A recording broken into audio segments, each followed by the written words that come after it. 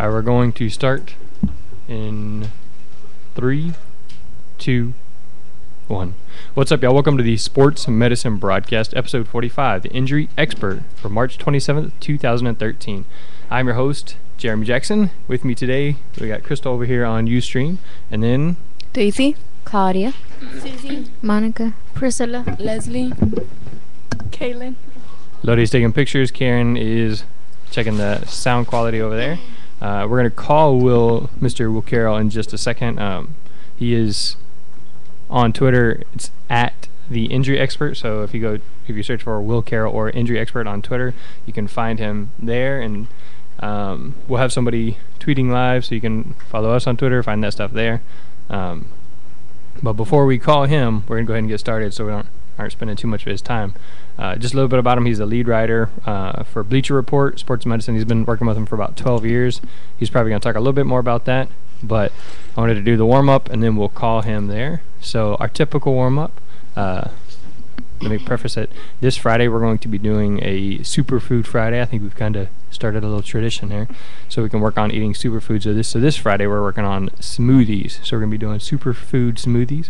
We're going to be bringing like berries and bananas and yogurt and things that are nice and good and healthy, and hopefully we'll have some good reports on good mixtures for smoothies and that kind of thing. So that's our plan for this Friday. But let's do our typical. All right, so this morning for breakfast I had a sausage, biscuit, egg thing and a glass of chocolate milk. Daisy? I had a biscuit, a school's biscuit, and apple juice. Just a biscuit, or was there meat? Sausage. Sausage biscuit, yeah. Okay. I had a strawberry yogurt with blueberries on it. Strawberry yogurt with blueberries. Nice and healthy. I had a biscuit from the school. All right, good. School biscuit. Any juice? Apple juice. Apple juice, all right. I had a white chocolate mocha frappuccino and a spinach burrito. Spinach burrito. Yeah, it's from good. Starbucks. All right. School's breakfast and an orange juice. I ate some, cereal, the Kellogg's, the strawberry ones. They're good. Kaylin? The school breakfast. School breakfast. All right, good. So, Crystal, did you eat breakfast this morning? Mm-hmm. School breakfast? Yeah. So I think everybody ate something. Did you ate school breakfast? Lore? Nothing? Dadgummit, Lore, you're killing me. We had 100% until I asked you. I shouldn't have asked you. I don't eat breakfast. It's okay. At least we all ate something. We all ate something for breakfast. So, very cool. Very cool. So we're improving. Get a better start. You're smarter throughout the day. You're less hungry later. So you eat less. Yes, you found that's true? Yeah. I don't eat at lunch anymore. I do. I started eating salads at lunch. They're good. I just realized they're very good. All right. That's good. Good choice is better than hot Cheetos and whatever it was. Oh, and I got spicy Doritos. You can go ahead and click answer. With video or just answer? Just click answer and then we can turn the video on. Okay. All right. Hey, Mr. Carroll. Hey, how's it going, Jeremy? Sorry I have that tech issue there. I've actually had to switch computers. That's all right. We were doing the warm up, and so that way I wasn't wasting too much of your time. So you got it squared away now. More or less. How do I sound? Sound good here? Everybody can Awesome. hear me? Pretty good. Mm-hmm. All right. Did you want to run video or not? Oh, I thought this was just regular old talking. Well, I mean, we can do talking, but with the video, the kids can kind of see you interacting, see you talking, and it's up to you as whether or not you can run it. We can run it here and then give that a shot, and if not, then we'll just go talking. I can. Give me just a second, because I need to change shirts. All right. Hold on just a second. All right, so while Mr. Carroll is getting ready, do you guys remember what you're supposed to be bringing for your smoothies on Friday? Oh, I talked to Miss Manning. She said she's going to let us borrow the blenders, so we should be good to go on the blenders. So I'll bring what I'm supposed to. Claudia, you have? I got it already. You got it already? What are you supposed to bring? What am I going to bring? I was going to bring some yogurt and some milk, some of the base things. So, and I think I might bring some peanut butter and dark chocolate so we can make the white chocolate's dessert one. really good. But the white chocolate isn't a superfood. But it's so The good. dark No, you chocolate could is put a the white superfood. chocolate with strawberries and stuff like that. I think it's kind of missing the point. Missing. But it has a lot of stuff in it. Well, you can do that at home on the weekend. But Friday, we're working on healthy stuff.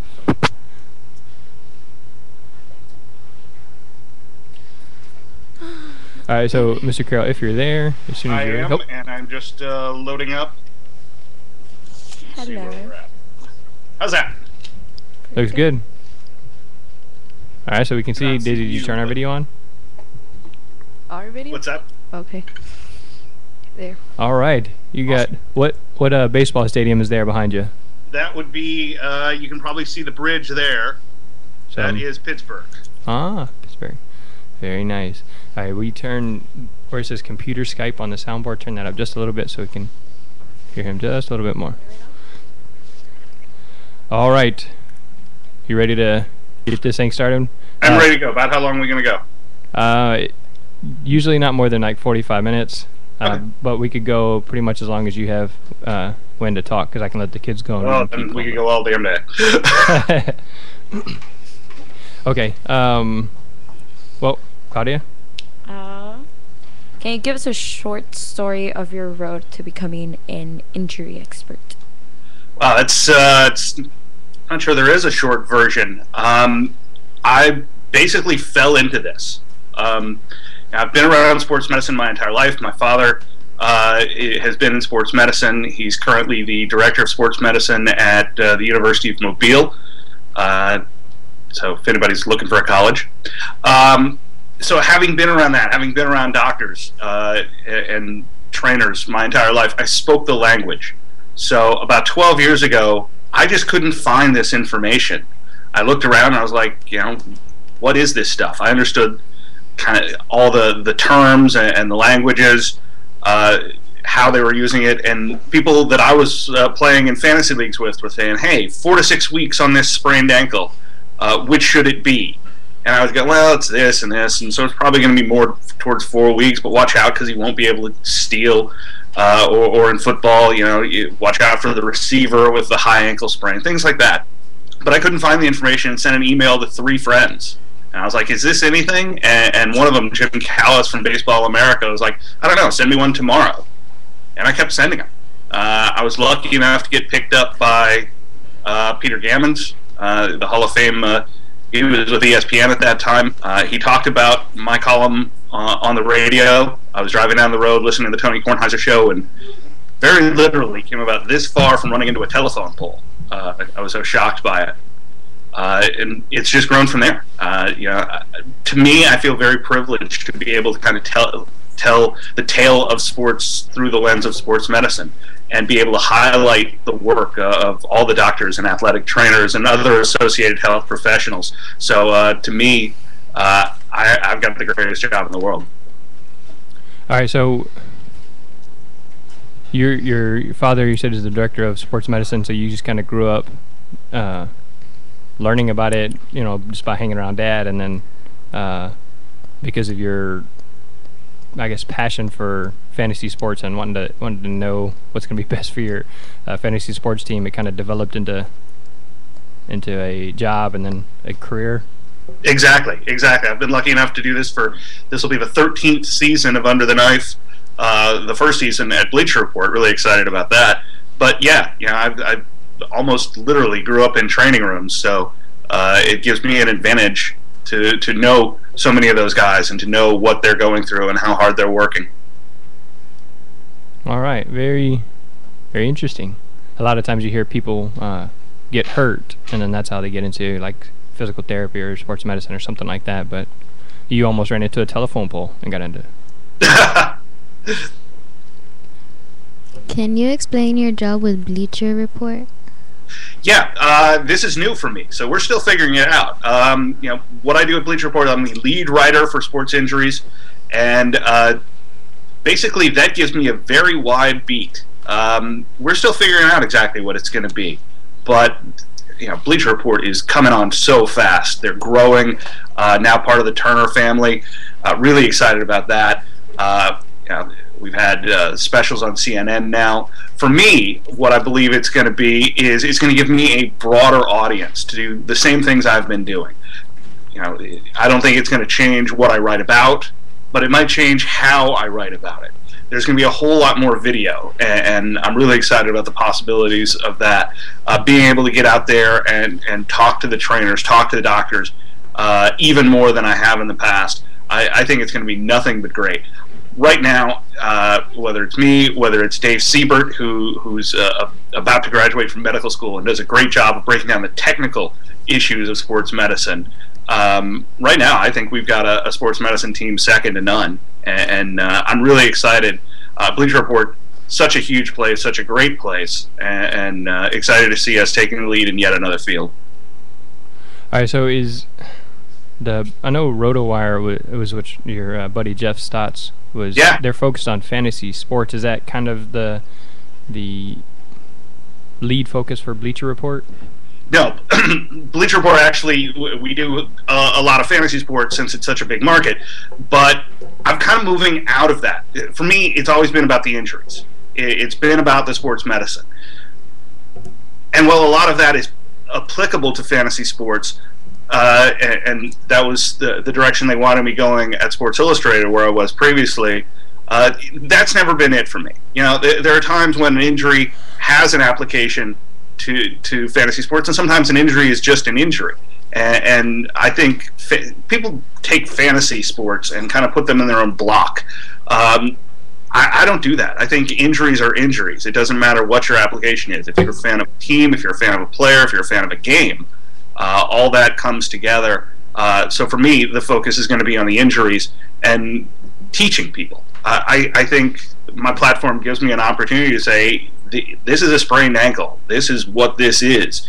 Watch out for this, because I see so many times that what we talk about at the upper level translates down to the lower level. There's such a role model effect to sports that I think it works in sports medicine as well. All right, so you're kind of moving away from the fantasy sector, but it's still going to be part of what you're doing. Yeah, it's certainly part of what I'm doing. I don't think it's going to be the key factor in any stretch of the imagination, but I really don't like the dividing line. People often say, sports are over here and fantasy's over here. I think there's so much overlap that sports is sports. If you want to watch the game at a bar with your buddies, great. If you want to play fantasy sports and get really obsessive about it, hey, great. I don't think we should separate them.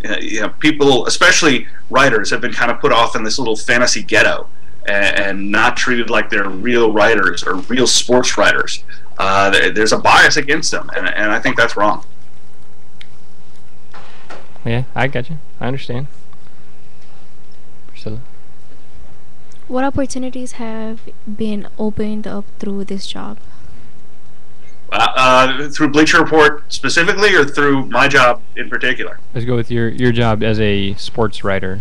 Wow, so many. I've gotten a chance to tell so many stories and gotten a chance to do so many things, whether it's to be on the field before a World Series game, whether it's to go to the Super Bowl last year, whether it's to write the books that I've written. It's pretty much given me every opportunity. I've been lucky enough to have a lot of opportunities and hopefully made the best of them.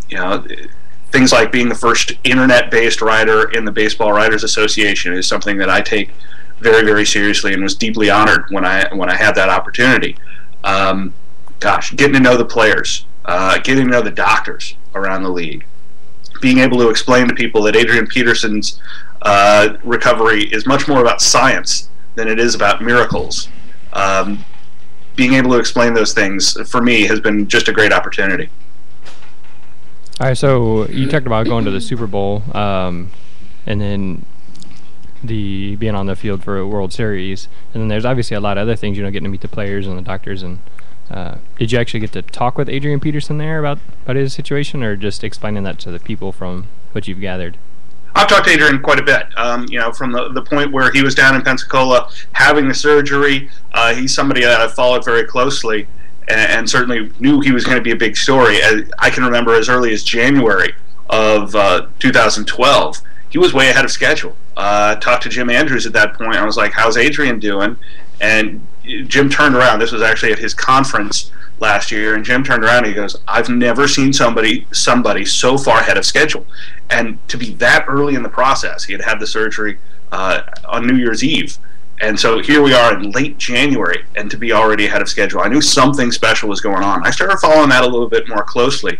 And at the start of the season, people called me crazy because I was like, look, he is that far ahead that I think we have to at least consider him with the first pick overall. I think he might end up being the best player in the NFL this year. And while I certainly didn't expect what he did, I expected him to be really, really good, and he was beyond our wildest expectations. Now the question is, do we have to reset our expectations for every ACL injury? We're seeing two situations like that right now in football with Robert Griffin III. He's just 2 months out from ACL reconstruction, and Marcus Lattimore, who was here in Indianapolis this week with the NFL Combine, had a devastating knee injury. 3 torn ligaments plus other associated damage, and he's running already. He's talking about being ready for the start of training camp after an injury that was having people question whether he would ever play again. So those are pretty special, and seeing what Adrian has kind of pushed forward has been a really, really intriguing storyline. All right, so out of the things we kind of just mentioned, the Super Bowl, the World Series, getting to meet and talk with Adrian Peterson, or going to the NFL Combine, what's probably your favorite thing that you've done out of your list of what common people would be like in awe of? Super Bowl was a great experience. Indianapolis did such a great job with the whole weekend, and seeing my town really be the center of the world for a week was pretty amazing. There are a couple that stand out. I can remember the 2005 World Series. It was the first I covered, and I was watching Jeff Bagwell very closely. He had an arthritic shoulder. He was struggling to play. He was in significant pain, and yet went out there and was able to play. And before the game, I was standing behind the batting cage where he was warming up, and there was a point where I was watching him and trying to see if, was he gritting his teeth and fighting through the pain. And I was close enough that I saw a tear.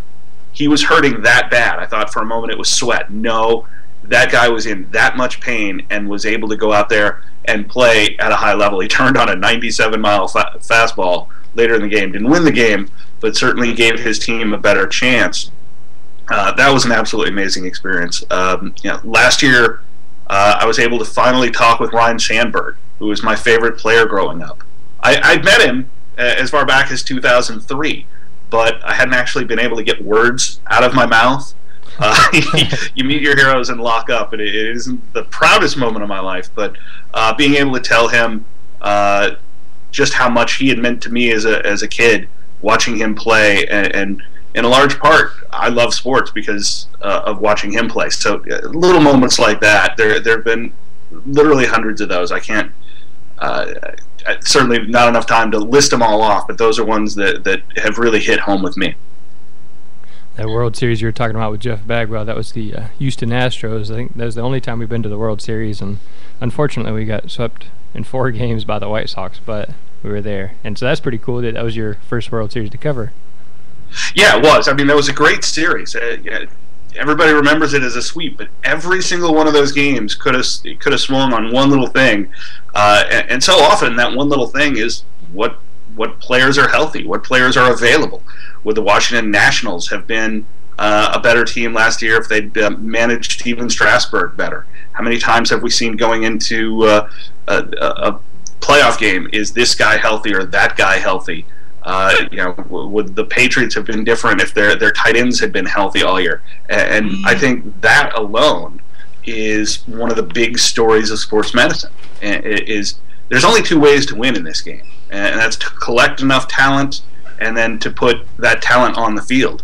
And it's amazing to me how little we put into that second part of it. We've got $1 million athletes and $1 million bonuses, and then we've got research budgets that can't get to thousands. What is one of the hardest things about your job? It's not like I'm working at a salt mine or anything. it's a really good question. To me, it's detachment. You know, being able to have a normal life on top of it. I know this is a major problem for athletic trainers. Is they've got to work so many hours, they've got to work so hard, and to walk away and be able to, you know, have time with your family, have time with your friends, to not be thinking about it. The tough part for my job is that my job is sports, but even when I walk away from it, you know, even if I wasn't doing this, I'd be watching a game, I'd be reading about it. So what most people do to get away from their jobs is my job. So I think not having it on your mind 24 hours, not getting into situations where you're burning yourself out. The other really difficult thing is that my job, almost by definition, is illegal. As you well know, athletic trainers and doctors have regulations that limit what medical information they can give out. And while I respect the spirit behind the rule, I don't think it should apply the same in sports. You know, when someone sprains an ankle, that's a public thing. Certainly, there are times when you don't want a situation to come out, and I think anybody that's human will understand situations that occur. You know, there have been players that have been given cancer diagnoses. There are players that have been told they have. You know, this weekend at the NFL Combine, there's a player Star Lotulelei, who was thought to be a top 10 pick and had a heart condition. Now, it looks like that's not going to be a serious thing, but this could be something that affects the rest of his life, or even shortens his life. So how do you deal with that? How do you judge the sports aspect versus the human aspect of it? And that often gets a little dicey. Huh. All right, so you kind of mentioned Marcus Lattimore, and then you're saying all that stuff should be public. you know how on ESPN they showed the injury over and over, and some of the people were like, "Oh, this is the worst injury I've ever seen," and so then they kind of showed close-ups of it. What is your take on the media kind of continuing to put those things out there? The TV, the visual media putting. That's tough. Actually, the one recently that really got to me was Nerlens Noel, the center forward from Kentucky. Had just an ugly knee injury, and it bent in sideways, and it was just one of those where you're like, I don't want to see that. It's never fun to see those. It's certainly difficult. For me, when I was putting my article together on Noel, I was like, do I want to put a picture in here? And you know, it was widely seen, but I didn't want to see it again. And my editors were like, well, people, you're describing the injury, you might as well have a picture in there. And we kind of went back and forth on that, and you know, it had been out there so widely, it wasn't like I was hiding it from people. It was just I didn't want to see it again. There's that fine editorial line of how much do you show. I think we saw that this weekend at Daytona. There was a crash there. Part of a car went through, and a number of people were injured. And there was a video put up of, you know, the guy was just trying to take a video of the finish of the race and ended up videotaping this very violent crash that critically injured a couple people. NASCAR wanted it pulled down, not for medical reasons, but because they say they have control of all their video, and they certainly didn't want something like that out there acting against their interest. For those, you know, there's a journalistic interest and a moral line that you have to figure out whether or not to cross. So that's just something you basically constantly have to decide where you're always going have to stand. You know, it's one of those things where you don't want to see it, but it's out there. It's out there, and it's public, and you're going to see it on YouTube. You're going to see it on ESPN. I think there's a level to which you have to wonder about it, but injuries are a part of sports, and I think everybody should know just how violent they can be. But then again, I don't want it rubbed in my face either. Well, you have worked for a lot of big names in sports journalism. Which one are you most proud of? I'm proud of all of them. Writing for Sports Illustrated was a dream come true. As a kid, back before iPads and the internet, the Sports Illustrated was the everything. We would get that once a week, and that was sports. The cover was an even bigger deal then than it is now. So to have been a part of that, really, that's one of those that I'm very, very proud of, and they do amazing work over there. I'm very proud of Bleacher Report. I'm really excited to see where we're going to go over the next 5 years, because I think Bleacher Report is going to be what people of your generation look to the way that I look to Sports Illustrated. All right. Did you say you did the cover for Sports Illustrated? No. The cover was such a big deal. I mean, it's a big deal now. Who's on the cover every week and unveiling of the cover. But back then, we saw the cover when we pulled it out of the mailbox or saw it at the newsstand, and it was an even bigger deal then. And now, we talk about the cover of Madden, but Sports Illustrated cover still, I think that's the gold standard. You do that. You get your name on there. That's a big deal as a journalist. You get your face on there. That's a huge deal as an athlete. All right. Yeah, that's Sports Illustrated was, I remember, we're probably somewhere around the same age. I remember that was a pretty big deal, important. You're like, oh, Sports Illustrated, and then, somebody would have it at school, so then it would kind of get passed around and that kind of thing. So, how far back was it when you started working for Sports Illustrated? Sometime in the last 12 years? Yeah. I started working for them, and I started doing pieces for them as far back as 2007. But I was full time in 2010 and 2011 and 2012. 2 great years. Again, I can't say enough good things about Sports Illustrated or how proud I was to be a part of that. Small part, but nonetheless.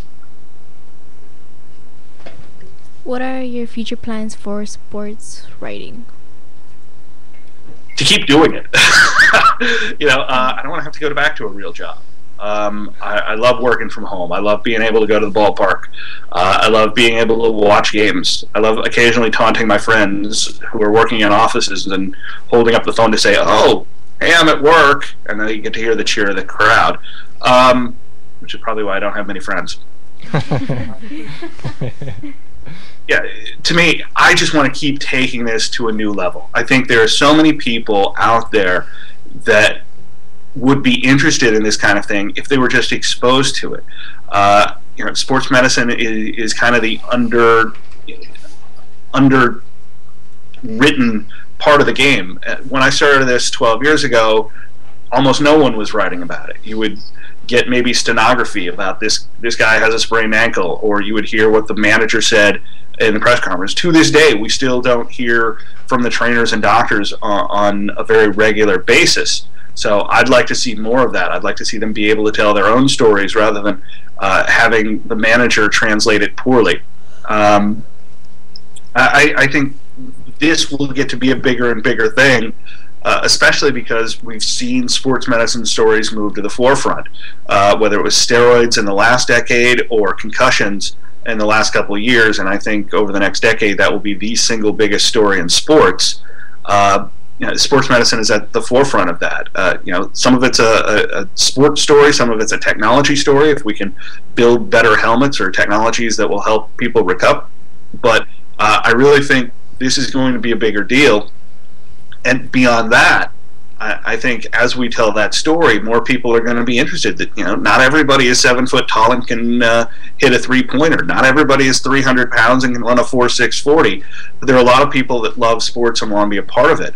And I think sports medicine, whether it's athletic trainer or one of the other associated people, I think a lot of people don't even know this exists. And I think the profession is so great that giving more people an opportunity to do it, or to at least have that option, is a big part of what's going to happen over the next decade.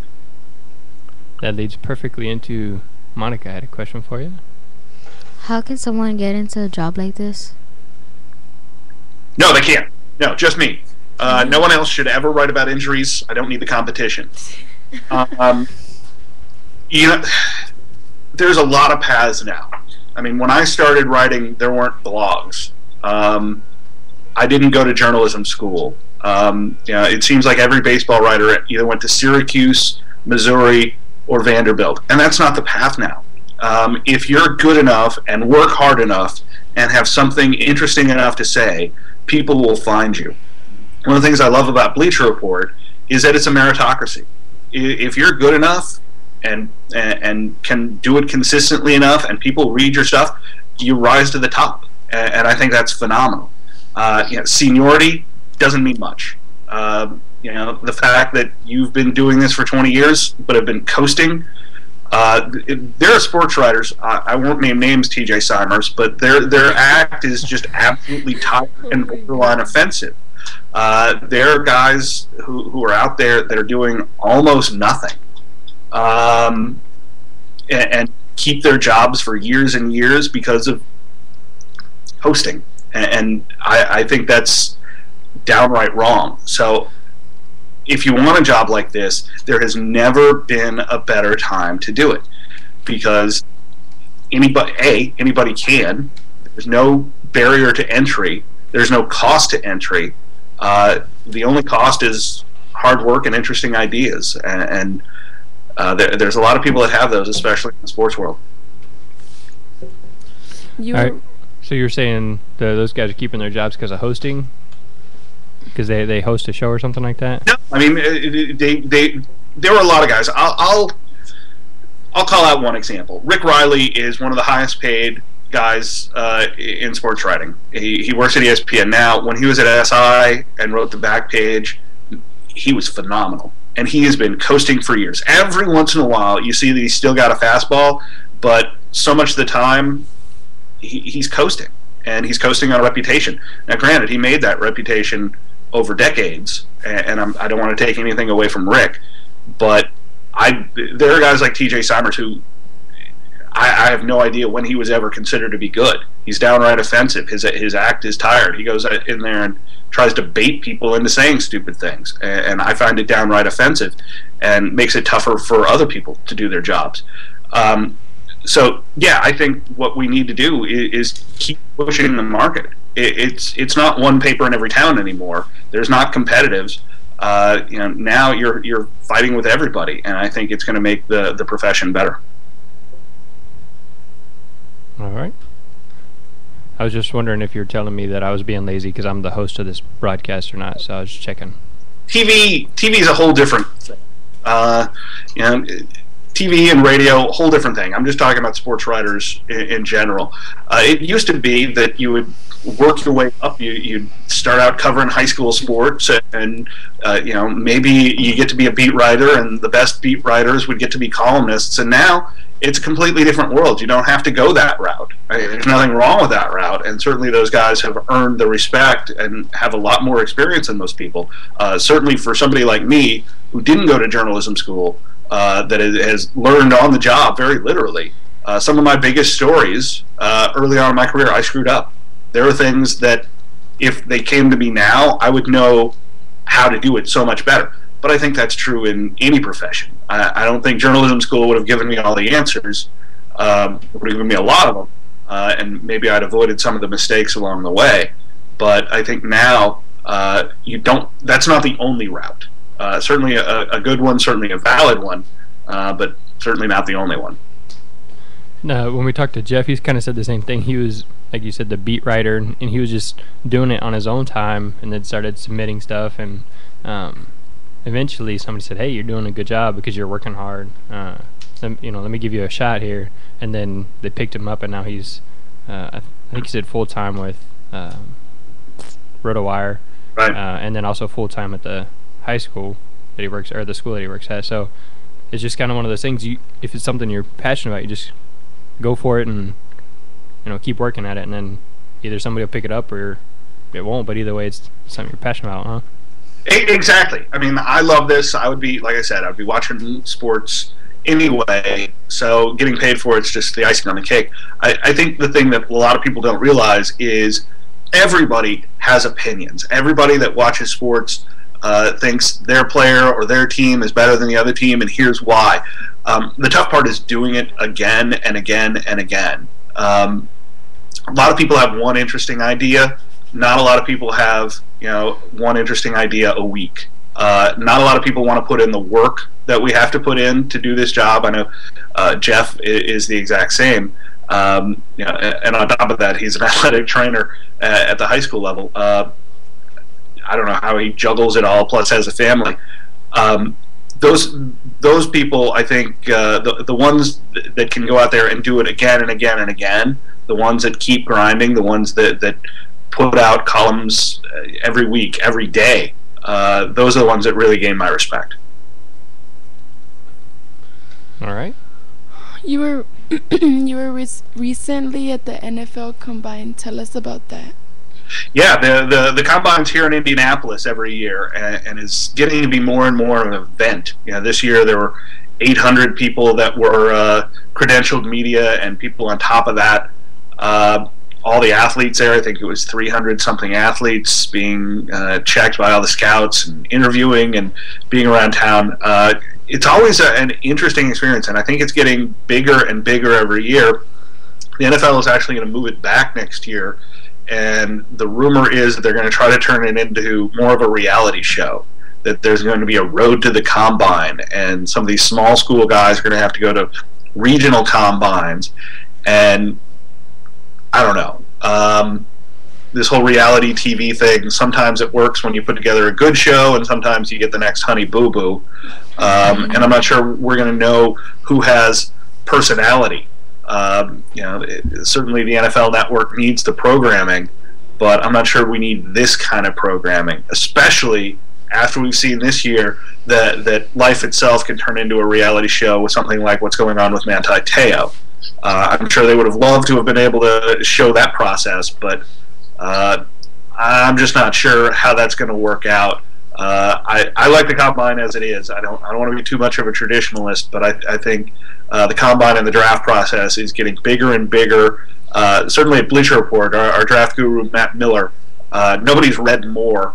All he has to do is put out a mock draft, and another million people read it. So it's certainly very, very popular, and the NFL knows popular better than anyone.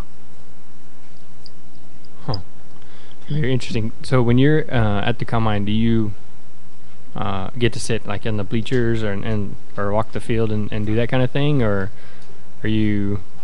How does that work for you? For me, this year was different because I was switching over to Bleacher Report, so I wasn't actually credentialed this year. But normally, you do hang around. A lot of people. See, I'm different than most people. There's nobody else writing about injuries that's there.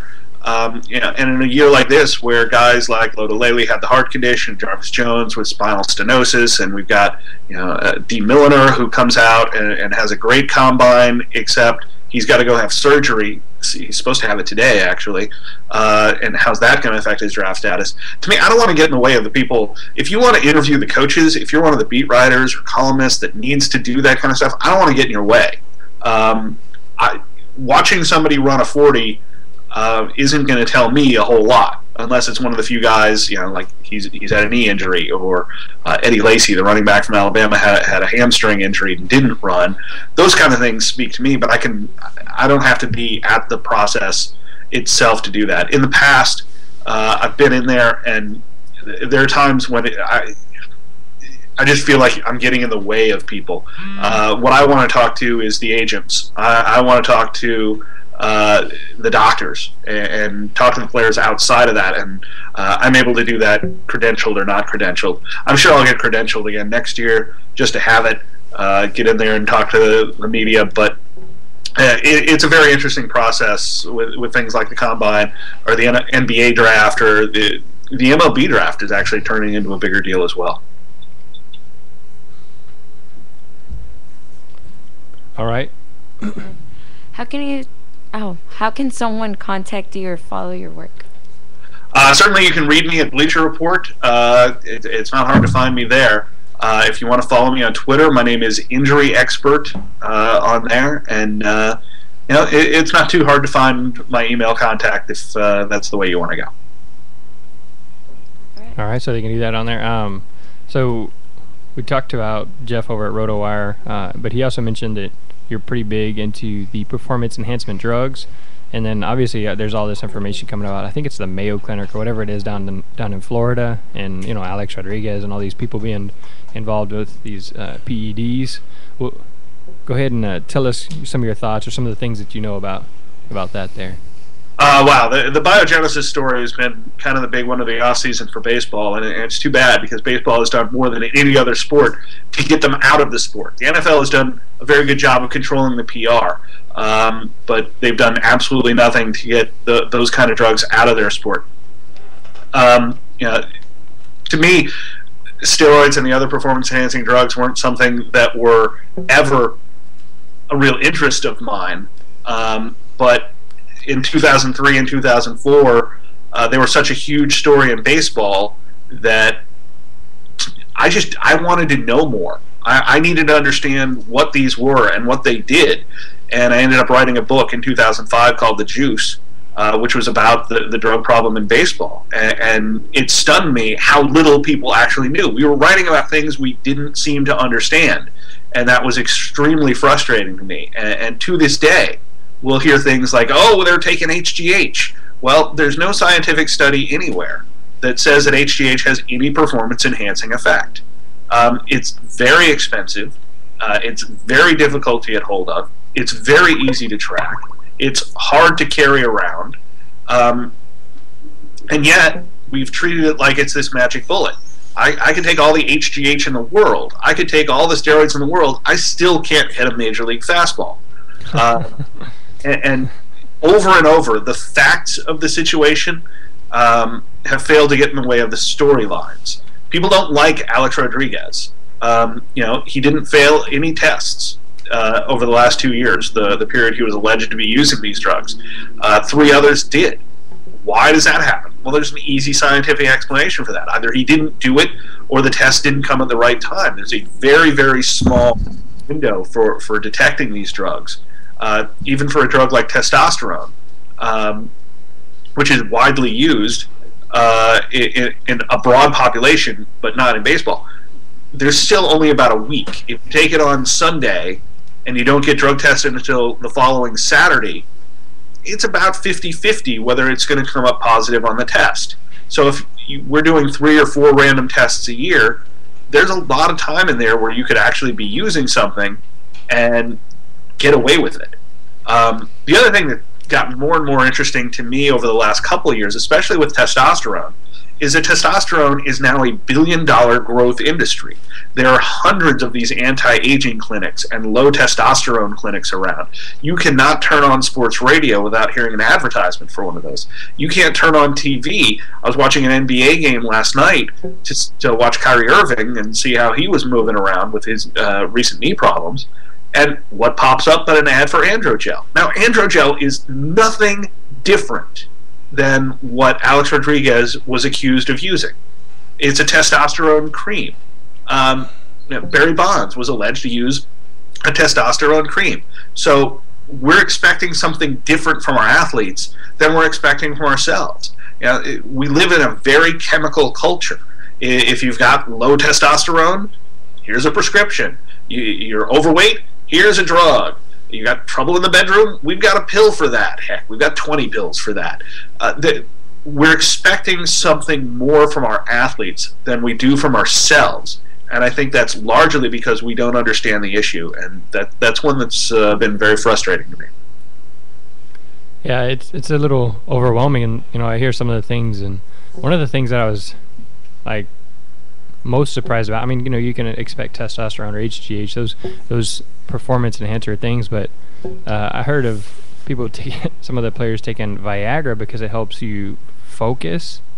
It's actually a nitrous releaser. Viagra was created for a couple different purposes. Well, Viagra itself was created to regrow hair, which obviously I haven't been taking it.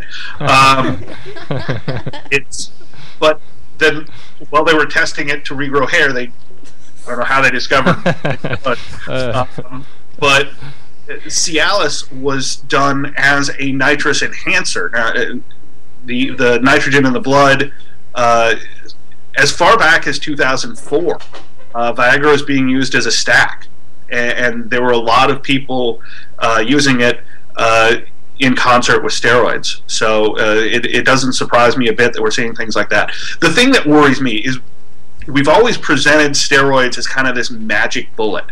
If you take this, you will be a better athlete. And I think because we presented that way, kids of your age have thought, it would help me. If they must be taking it. If Barry Bonds is doing it, I'd better do it. And nothing could be further from the truth. We've never had a study that's shown any major performance gains at the high school level. HGH at that level would have broad medical consequences unless you have one of the medical conditions where it's necessary.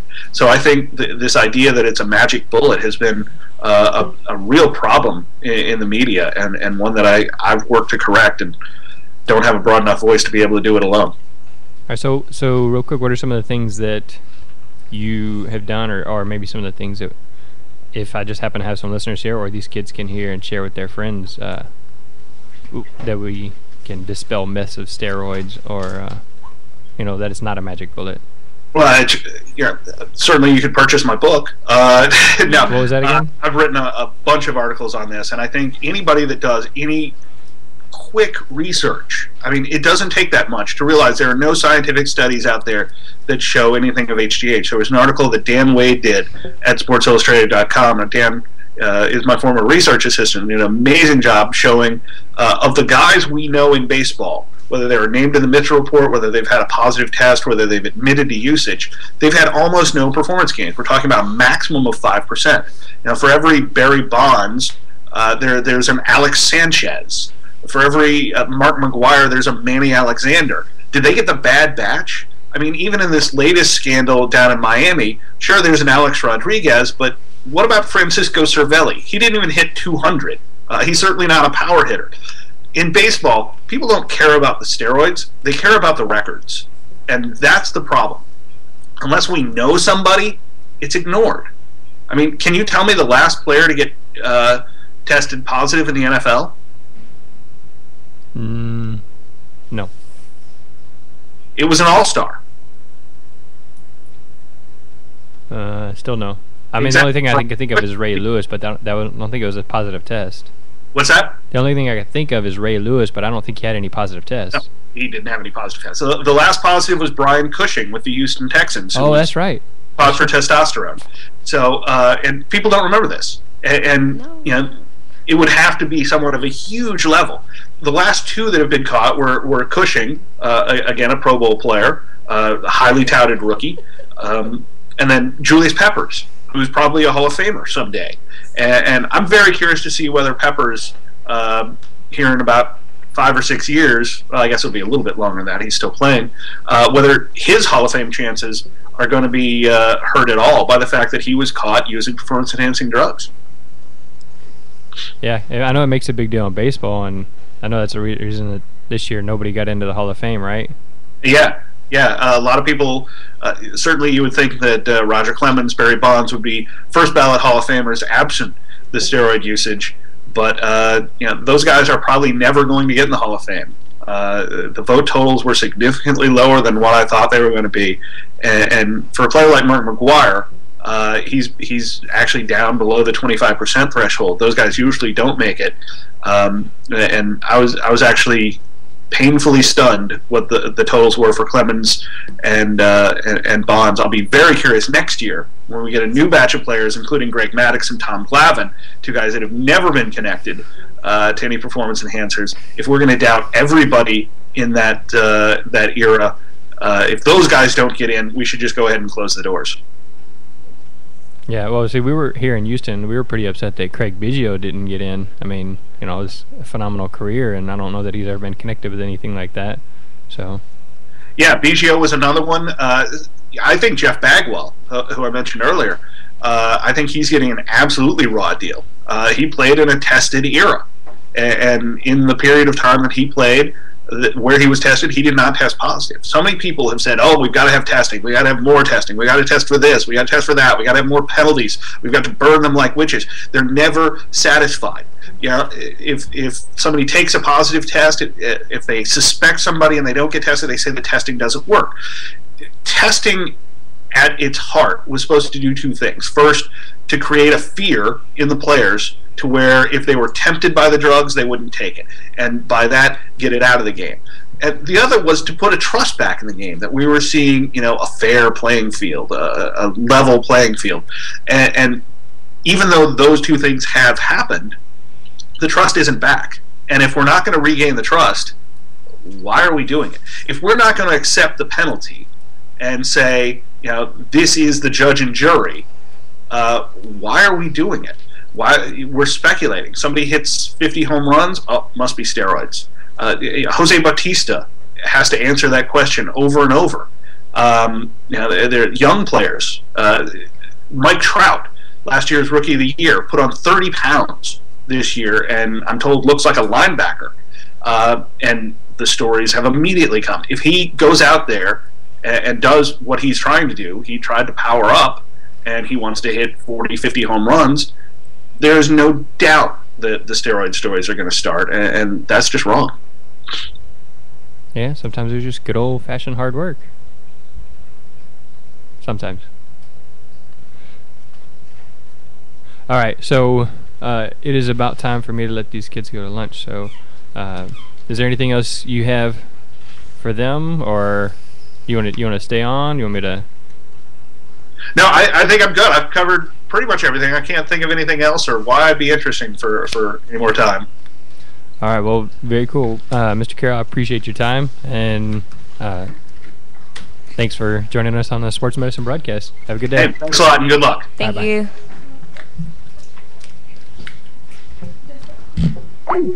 All right, turn off.